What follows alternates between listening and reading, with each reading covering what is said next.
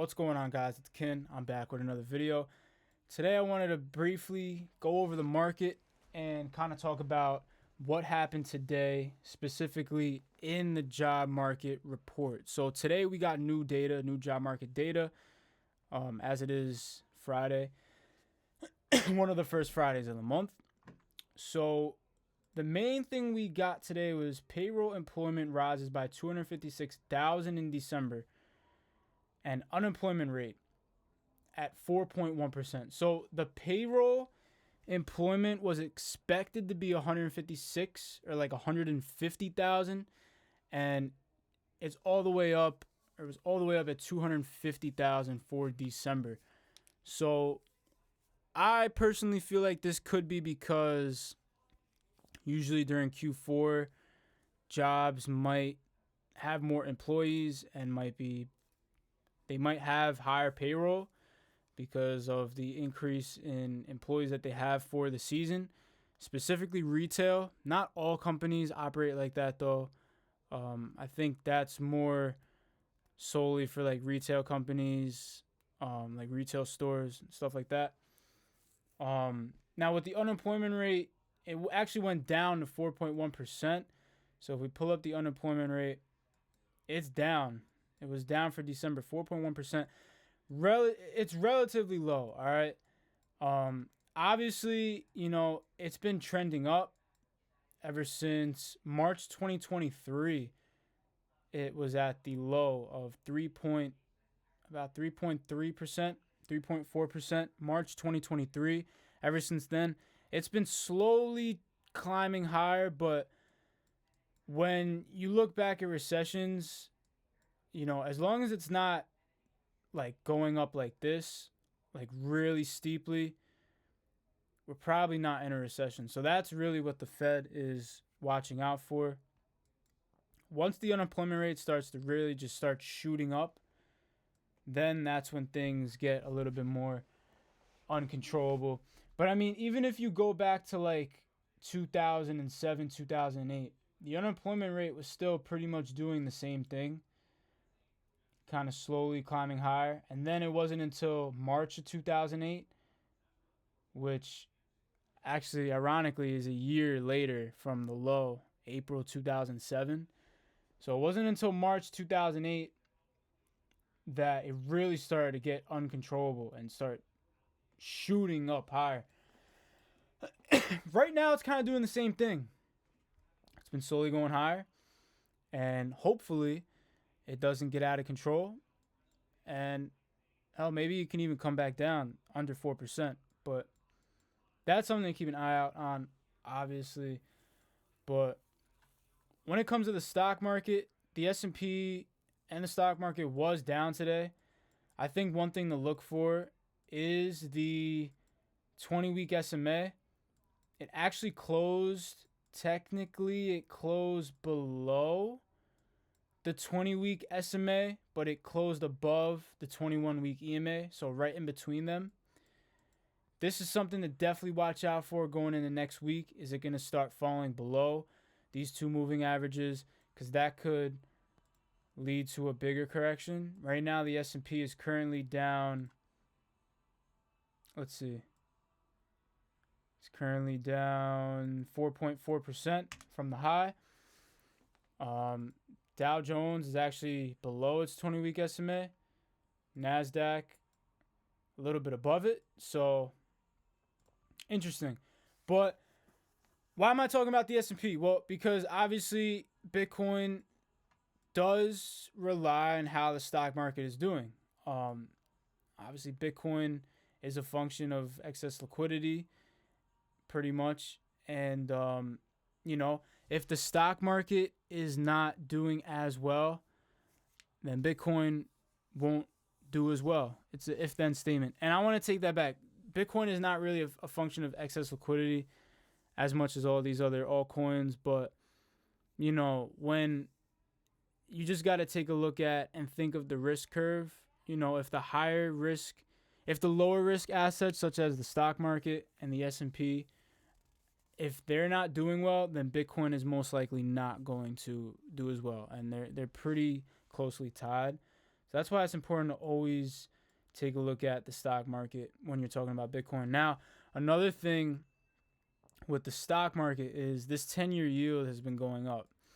So one thing that I mentioned in a previous video is that whenever the 10-year yield breaks out, I'll overlay the S&P. All right, first let me do that on a new price scale. The S&P is the pink line. Whenever you see the 10-year yield start to break out, like it did back in January 2022, S&P top went into a correction. And funny enough, the S&P actually bottomed when the 10-year topped in October 2022, right?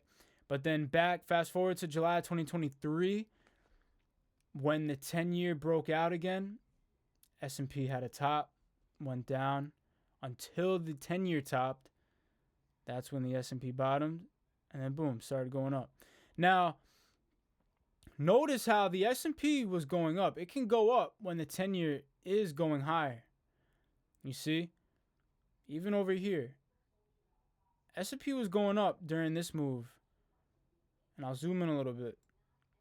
But now that the 10-year is breaking out, the S&P topped. Now, I don't know if the 10-year is going to keep going higher and if this is going to cause a bigger correction in the stock market. But you got to think, like, when these yields, especially when these yields are going higher, two things, in my opinion. One, people are taking money out of the stock market and taking advantage of the higher rates, the higher risk-free rates. And also, when the 10-year is going up, especially in a time like this, it could be more of a signal thing that the market is afraid of something, afraid possibly of inflation. That's probably what the fear is. I think the fear right now is inflation, that we're going to get a second wave. Personally, I don't think that inflation is going to reaccelerate in 2025. I think that inflation is going to be a problem for 2026. So I think personally that inflation will probably start to reaccelerate in 2026. And the reason why I think that is because I feel like the Fed is going to end up lowering interest rates more than they should, and that will probably cause inflation to reaccelerate. Now, why would they lower interest rates? Well, it could be because of any event that happens that they need to, like a black swan. I don't want to be the one calling for a black swan event. I feel like it's pointless, but it's always possible. Also, you got to think too, with the government's debt, it's a lot harder for the government to repay their debt when interest rates are high. So that's definitely going to cause pressure for the Fed. It's easier for the government to repay their debt and make their interest payments when interest rates are lower.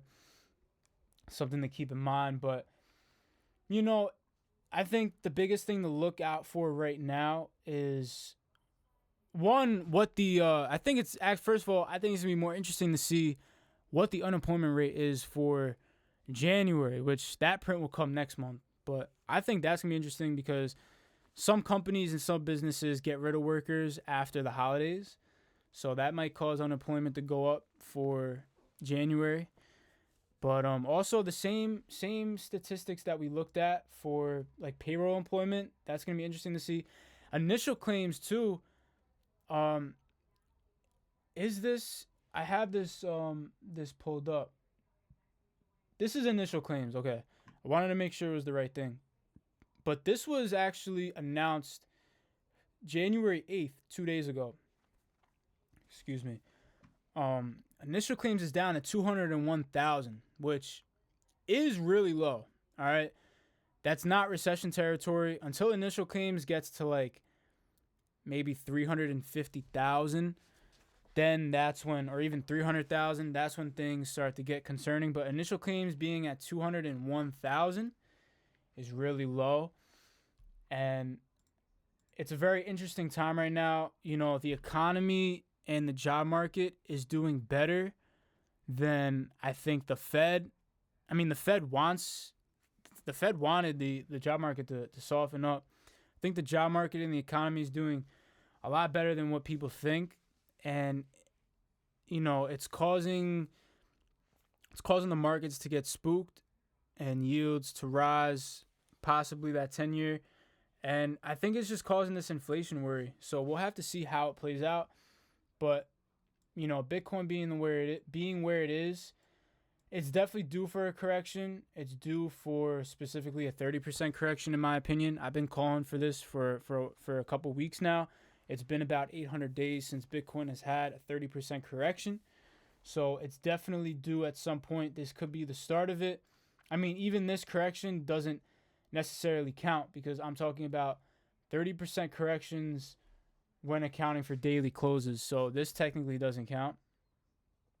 The correction and the sideways movement for 2024. But we'll have to see how it plays out. The main thing I'm looking for right now and keeping an eye on is the 10-year yield. And if it's going to keep breaking out and even go up to 5%, I mean, that'll be pretty interesting to see how that plays out. But let me know what you guys think in the comment section below. Let me know if I missed anything. And I'll catch you guys next time. Peace out.